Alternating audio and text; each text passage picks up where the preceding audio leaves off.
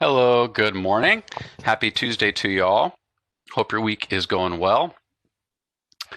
On this week's Training Tuesday, we're going to talk about our next BidBuy training, which will be tomorrow, our monthly BidBuy training that is going to be available for everyone. Vendor training for small business set-aside program vendors is also going to be tomorrow. We talked about this last week, but just wanted to throw that in as a reminder if you weren't with us last week.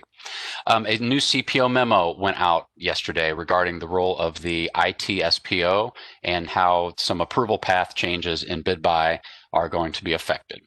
Also, we're going to discuss BidBuy version 15.7, so a new version, not a 15.7. Currently, we are in 15.4 or 5, I believe. Anyway, nothing is going to be drastically changed, but there are going to be a few bug fixes and a couple of enhancements, and we'll discuss that. Then next, we'll dig into our New Year Back to Basics series that we'll be conducting throughout January, maybe into February if we keep getting good feedback from it. And today we're going to be talking about dollar thresholds and how dollar thresholds can affect your procurement. Then we'll have our fun fact of the day and the new quote of the day series as well. So let's jump right in. Just as a quick reminder, we've discussed this over the past weeks, but the CPO's office offers a monthly BidBuy training, and that will be tomorrow, January 13th, starting at 9 a.m. So in the past, we started at 9:30. So just be aware that we're getting started a little bit earlier, and that's just honestly just to provide us a little extra time, and so we can have a little bit more of a break in between a couple of the sessions. The link is there. You do not have to register prior to joining us. You don't even have to join us for the entire day. Of course, we want you to be there all day if you are able to, but we understand how everyone is busy. So you feel free to jump in for a session. 9 o'clock, we'll do the introduction, overview, general navigation. We'll do small purchase under $10,000 at 10:15. 1 p.m., we'll do a small purchase $10,000 and over, and then release off master at 2:30. We also will have the same exact link for the rest of.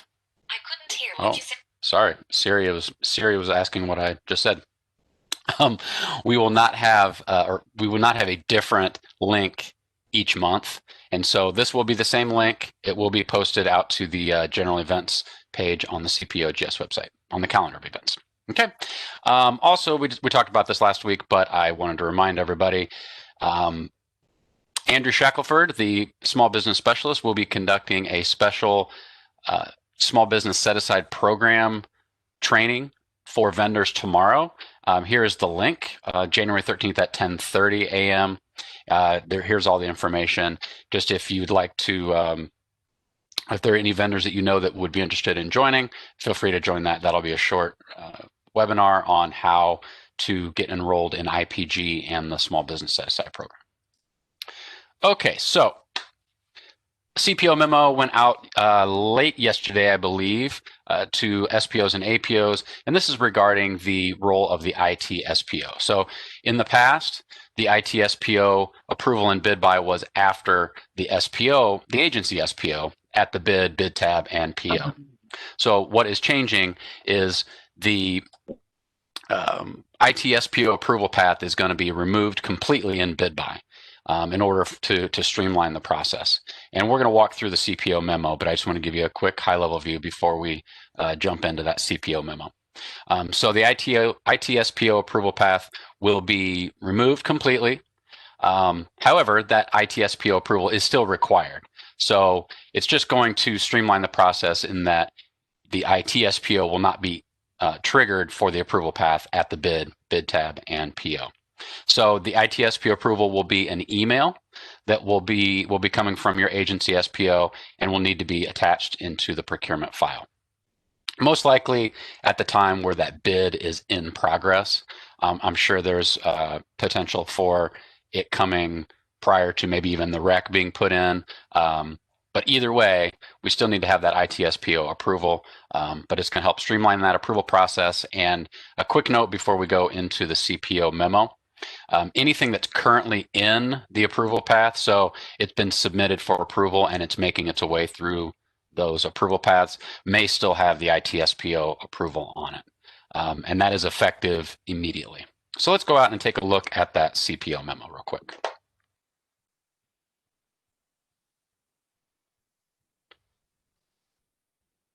Okay, so this is what will be was sent out yesterday. To promote efficiency and consistency in IT procurements, the CPO office created, so this is a little background for the IT-SPO role. In 2016, created the position of State Purchasing Officer for Information Technology to review and approve technology procurements. Kylie Carter has served as the IT-SPO since 2016. Other SPOs that are currently designated IT-SPO are Senior SPO Jennifer Klein and SPO David Papp. So in order to streamline the IT-SPO's review and approval process, some of those responsibilities will be moved from the IT-SPO to the agency SPO. But be clear too, at any point, the IT-SPO will be available to consult at any step in the procurement process. Okay, so we do have some breakdowns on what those responsibilities will be. So reviewing and approving, the agency SPO and IT SPO must be in agreement. Approving a procurement method and the solicitation document. So this is where normally that approval would have been provided in BidBuy. Now the IT SPO shall memorialize the approval in an email. The agency SPO shall include the IT SPO email in the procurement file and complete procurement in BidBuy. So from that point on, the IT SPO will not be involved. So if you see the review and approval of the award, the review and approval of the contract will be the agency SPO. Moving further down, regarding the sole source justification form, the agency SPO and the IT SPO shall be in agreement. The approval of the procurement method and the SSJF, once again, will be an email that goes from the IT SPO to the agency SPO, and then that needs to be attached into BidBuy. And then once again, are kind of consistently following what for RFP and RFPs for these sole sources. At that point, moving forward, all of the responsibility will be placed on the agency SPO. So publishing the SSJF, attend the hearing if there is a hearing held, publishing the cancellation notice, review and approving the award, review and approving the contract will be the agency SPO's responsibility. Emergency procurements will all be the agency SPO. However, the agency SPO shall notify the IT SPO of emergency IT procurements, just so she's aware. Renewals will all be the agency SPO, unless the agency SPO requests the IT SPO's involvement. So that goes back to the overarching idea of at any point, we can rely on the expertise of the IT SPO. It's just the IT SPO will not be specifically on the approval paths in BidBuy. Okay, so similarly for RFIs, agency SPO will be responsible for review and publication and release off masters. The IT SPO may be consulted if there are questions about the appropriateness of an IT release off master. Okay, so pretty straightforward stuff there, but if you have any questions regarding the processes, you can always reach out to your agency SPO, as they were included on this memo and understand the process moving forward. Okay, let's get back to our slides.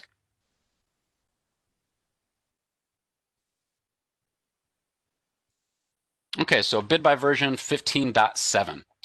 Okay, so and sorry, I will attach that CPO memo to the slides in the training center, as well as it's in the procurement resource library where all the CPO notices are. There's a CPO memo section as well. Also, I will attach them to the email, and I also have a document for the BidBuy version 15.7 highlights that Randy Garth's team has put together. So big thanks to Randy for making this very clear and easy so I can communicate it to you guys. So there is a slightly longer list of bug fixes and enhancements. These are the ones that I grabbed that I thought would be the most beneficial to you. And like I said, I'll see the attachment for full list of updates. Okay, so 15.7, nothing is going to look different. There are just going to be a few of these slight enhancements and bug fixes that we've noticed and seen. So it's going to be deployed this coming weekend. So when you log in after the Monday holiday, so Tuesday on January 19th, these will be effective. So Randy and her team will be working throughout the weekend to get this uploaded and deployed for use 119. However, please note the BidBuy will be down beginning 6 p.m. on Friday evening, and it will be down all evening. So in order to deploy this, they have to take the system down for a few hours.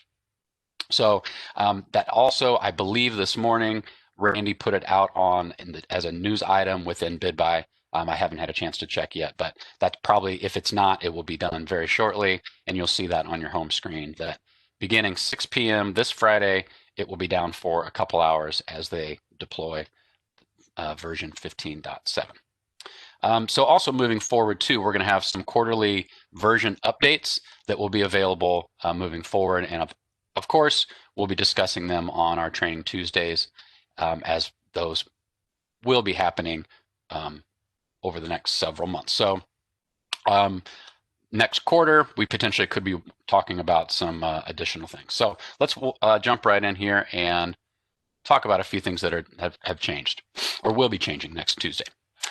So as an enhancement, emails are being sent to new users. So when a new user is created, the system sends an email to the designated email address. This email will not include the login ID of the user. That information would be coming from state user. So that was a slight different change. So if you, for instance, have a rule set up in your Outlook that maybe everything that comes from BidBuy goes into a folder, if you are looking for that email that's sent to new users, potentially that could be in that folder. So a bug that has been fixed in the internal advanced search for contracts and blankets, and this is something I think is going to be super helpful for everyone, is in the advanced search for POs, master blanket POs that are all org or that have your current agency listed in the control tab, which means it's a master contract that is available for your agency to purchase off of, are now shown in the search results. So, we get the question all the time, how can I find master contracts that are available for my agency and not just master contracts that happen to be out there? We want to make sure that if I'm at an agency, I just want to know what my agency can purchase off of, right? So now in that advanced search, if you search for MBPO, you can see that it's the master blanket purchase order will be there. Okay, another one. This is more for vendors, but it is helpful for you to know that this is out there, because many times, as you guys are the contact on a procurement, a vendor may contact you, and now you can be armed with this question. So what's happening is when a quote is created but not submitted, so a vendor creates a quote, but they don't actually submit it, it goes into this in progress status, right? That makes sense. But when they're viewing open bids and then go to click create a new quote, now they're going to receive an alert that prompts them to, hey, do you really want to create a new quote or just continue your in progress quote? Like I said, that's specifically for vendors, and it keeps a vendor from having to, if they aren't aware, that they can go in and just finish their in progress quote. Now they actually get a prompt for that. A similar prompt that will come up is when a vendor is changing their password. So password reset process update. They updated reset password screen. If the new password doesn't meet the security requirements, it actually will tell them what those requirements are. So that's just a quick little fix there. And then another bug, when a new registering vendor seller admin ID and the password go to the company email instead of that actual admin or user's email. So as a vendor user, they fixed the issue where the new user registration emails were going to the company email rather than the new user's email. So these are just some quick highlights. However, there are additional small little bug fixes that will be on that larger document that will be on the email sent out to you, as well as attached to our Training Tuesday. Okay, any question regarding that so far? Not seeing any. Okay, so we'll go ahead and move on. So our back to basics series. What we're going to do, since kind of beginning of the year, we do have a lot of new folks that are constantly joining us, as well as new to procurement, or maybe they have additional responsibilities, and so they're now just joining us for Training Tuesdays. So we want to go back, and each week we'll choose one basic or a foundational topic to discuss. It's a great refresher for some folks, as well as some new foundational information for some of our newer folks. Okay, so our Back to Basics series this week, we're going to talk about dollar thresholds and how they affect procurements. So dollar values of each procurement obviously determines quite a lot about how the procurement is going to go. It's going to possibly determine what procurement method is used. It's certainly going to determine who needs to approve in BidBuy, maybe internally as well, before it even gets to a rec, depending on how your agency is set up. It also depends on or determines who is involved in the procurement too, right? So for instance, one of our procurement method thresholds would be the one that certainly jumps out would be a small purchase. So as a reminder, the small purchase limit is currently $104,000, $104,100, and that could potentially determine whether you're doing a small purchase, or maybe you're doing an IFB or RFP, or a sole source or full-blown emergency. I put small purchase with sole source or emergency conditions underneath there, just as a reminder that if your procurement has sole source conditions but is less than that small purchase limit, an acceptable procurement method is the small purchase with sole source conditions.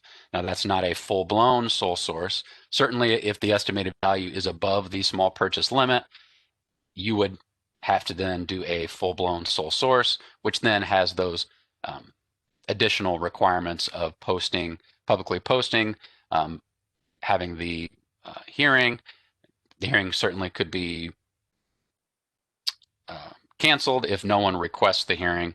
But once again, you get into that sole source requirements if it's above the $104,000. Similarly, the emergency, you have to do a full-blown emergency if it's above the $104,000, which then has some additional requirements as well, which we don't need to get into. But just anytime we talk about the small purchase limit, I always like to discuss the difference between a small purchase with sole source conditions and a full-blown sole source, as well as a small purchase with emergency conditions and a full-blown emergency.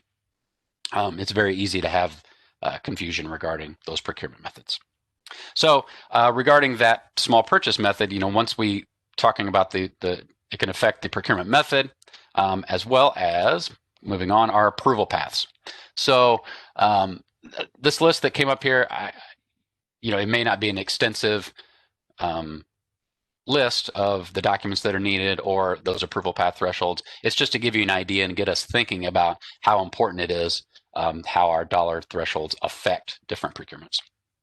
So for instance, in BidBuy, the SPO on the approval path is going to be on $10,000 and above. And then this is just a reminder that under $10,000 requires that small purchase designation memo to be attached. And those are for our small purchase under $10,000 procurements. Because once again, as a quick reminder, the procurement code gives authority for the SPO to approve starting at $1.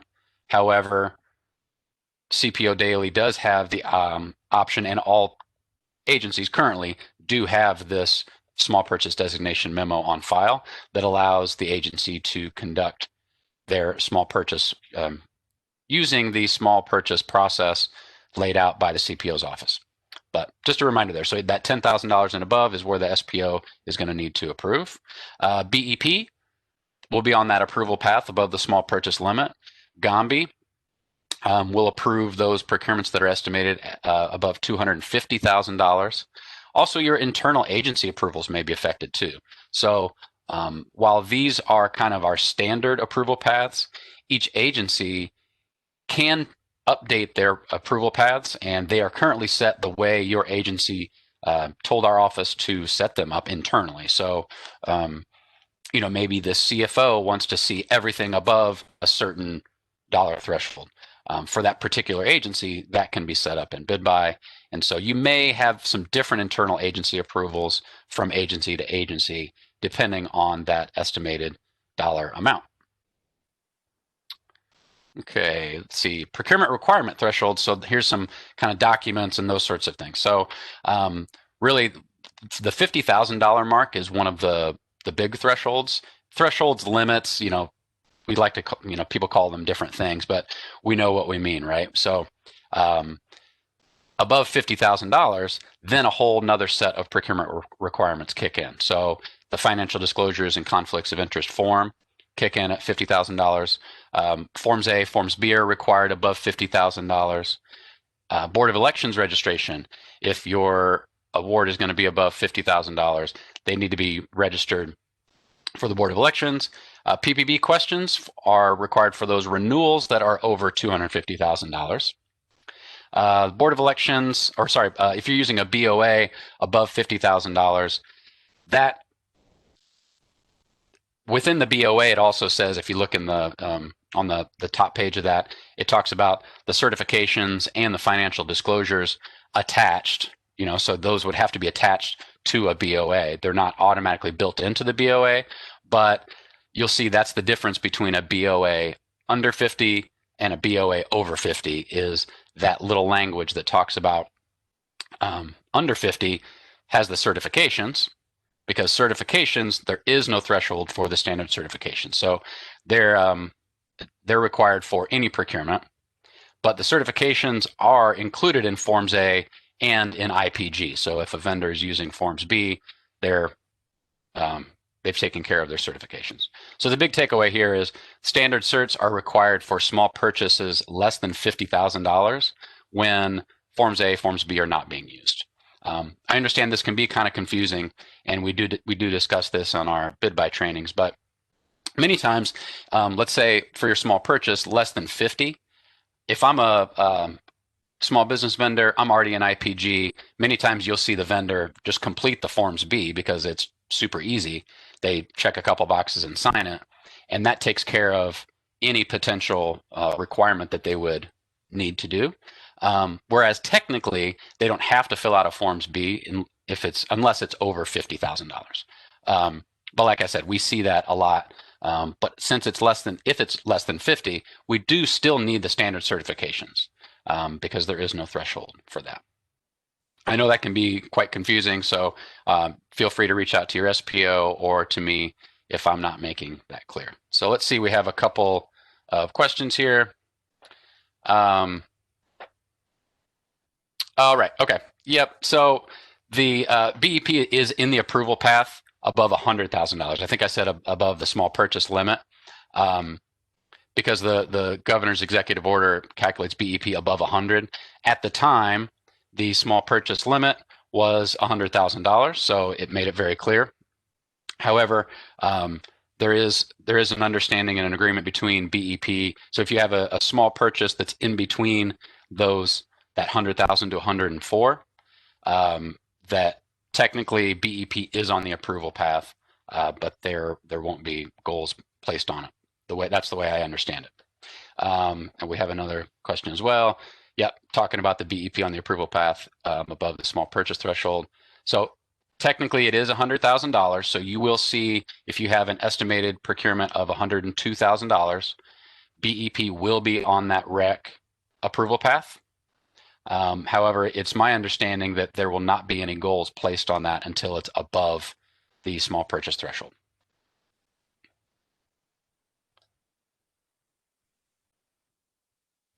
Okay, thanks for catching me on that. That's why I love having some experts on the call as well. All right, so just a tip. So regarding these estimates, so this is actually a great transition for us.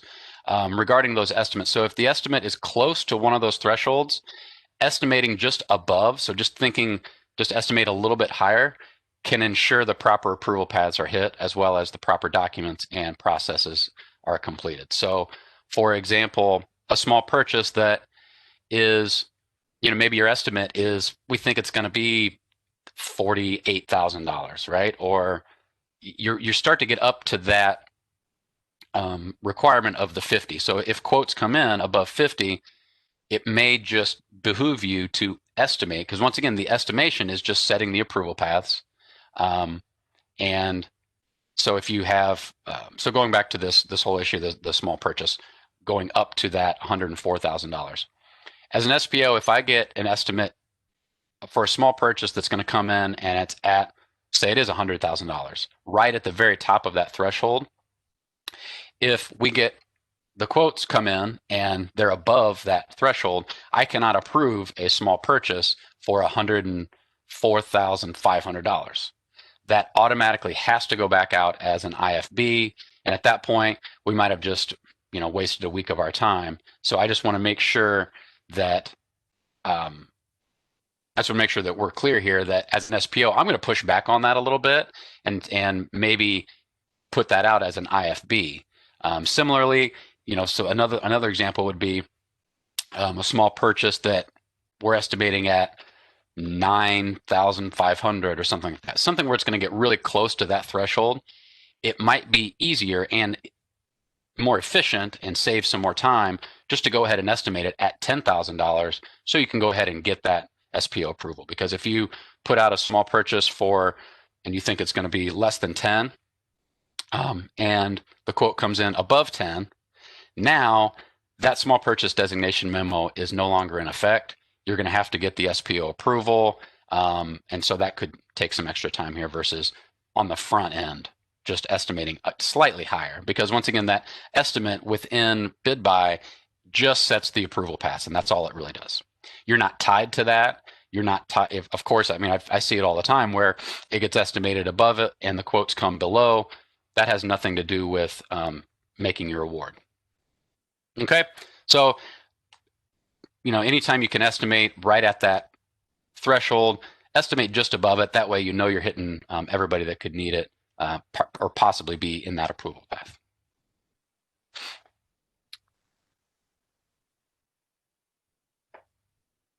Okay, so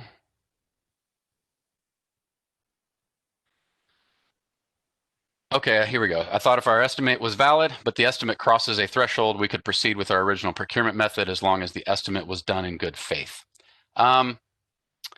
No. So for instance, that's the example I'm talking about is the two that immediately come to mind would be a small purchase was estimated at $9,500. Quote comes in at above 10.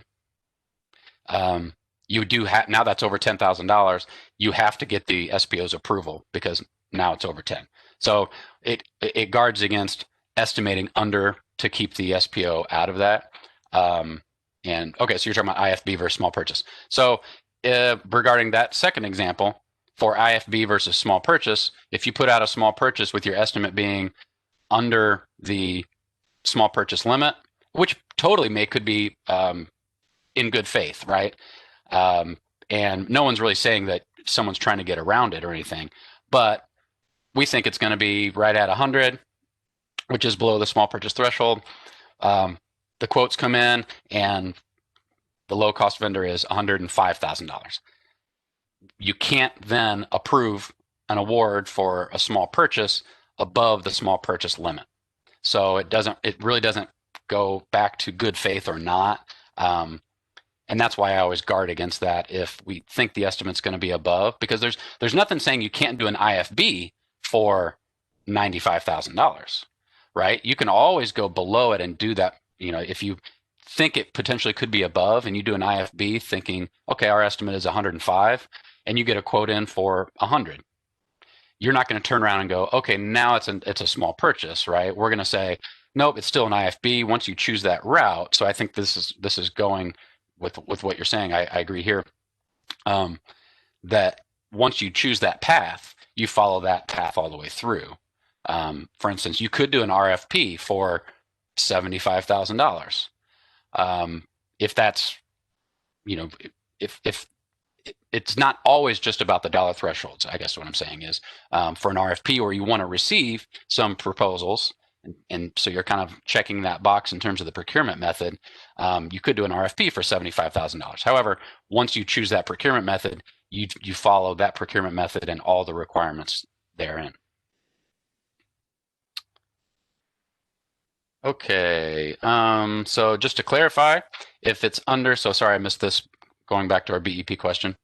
If it's under the small purchase threshold but above $100,000, so we're still talking about that small little window here, BEP cannot put a BEP goal on it, or is it at BEP's discretion if they put a goal on it? Okay, so I'm going to communicate my understanding of that small $4,000 window. I can get clarification and come back if I'm wrong. It is my understanding that if it's in that small little window, so I'm not sure how often this would even happen, because once again, if I get an estimate of $102,000 as an SPO, I'm just gonna, we may end up going that path, but I've seen it happen where a small purchase is just right at the very tail end of that, and then you have to end up doing an IFB. Anyway, so circling back to that, it is my understanding that while BEP is on the approval path, since it was set up at $100,000 per the governor's order or executive order,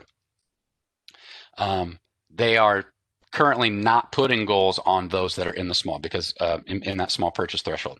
So between $100,000 and $104,000, they are currently not putting on there. But I'm also not going to say that they couldn't. It's just my understanding that they are not, as a understanding and agreement between the CPO's office and BEP. Okay. I hope that's clear. And if that's not clear, let me know, and we can unpack it a little bit further. Okay, do we have any other questions before we get to our fun fact of the day and our quote of the day?